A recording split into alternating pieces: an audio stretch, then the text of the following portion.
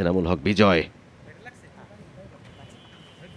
বেশ ভালো ব্যথা পেয়েছেন দেখে মনে হচ্ছে, মোটেও সুবিধাজনক নয়, এখনো ব্যথায় কাতরাচ্ছেন তিনি। ওভারের প্রথম বল ঠিকঠাক মতো খেলতে পারেননি, উইকেট কিপার খুব একটা জুৎসভাবে ধরতে পারেননি, ব্যথা পেয়েছেন এনামুল হক বিজয়। বেশ ভালো ব্যথা পেয়েছেন দেখে মনে হচ্ছে, মোটেও সুবিধাজনক নয়, এখনো ব্যথায় কাতরাচ্ছেন তিনি। সাথে সাথে গ্লাভস খুলে ফেলেছেন, বেশ জোরের উপরে ছিল, দারুণ একটা ডেলিভারি, বুলেট গতিতে গেছে চোখের নিমেষে, এবং সেটা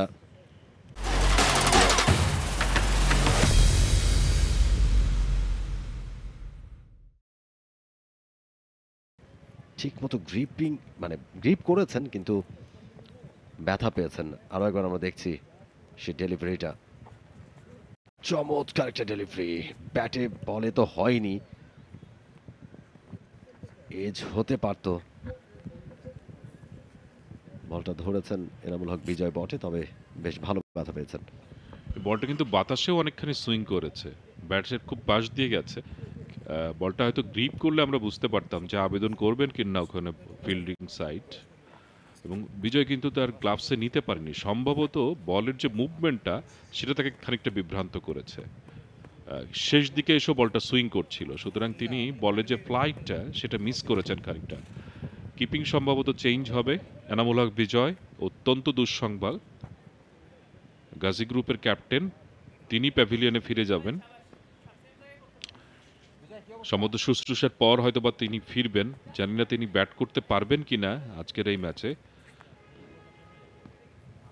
এবং বলছেন বেশ আঘাত পেয়েছেন।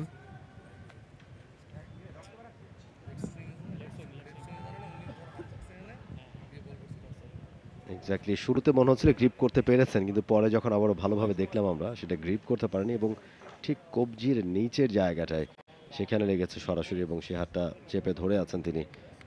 মোটেও ভালো কিছু নয় তার দলের জন্য। ক্যাপ্টেন গাজী গ্রুপ ক্রিকেটার্সের, গত ম্যাচে তারা হেরে এমনিতেই পিছিয়ে রয়েছে এবং আজকে টসে জিতে আগে ফিল্ডিংটা তারা নিয়েছেন। সালমান হোসেন ইমন, তিনি কিন্তু উইকেট কিপিং পারেন গাজী গ্রুপ ক্রিকেটার্সের, এই লেফট হ্যান্ডেড ব্যাটসম্যান। আমরা তাকে দেখব কিনা উইকেটের পেছনে অপেক্ষায় রয়েছি, একটু তো সময় লাগবেই। হ্যাঁ, নতুন উইকেট কিপারকে কি আমরা দেখতে পাচ্ছি, কিন্তু তিনি সালমান হোসেন ইমন কিনা আমরা একটু পরেই কনফার্ম হতে পারবো।